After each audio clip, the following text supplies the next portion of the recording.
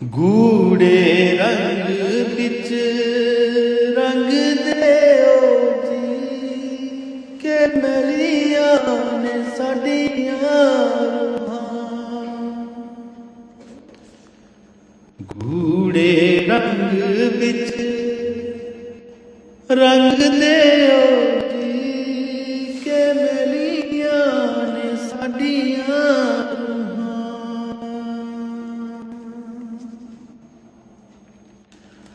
ਊਚ ਅਪਾਰ ਬੇਅੰਤ ਸੁਆਮੀ।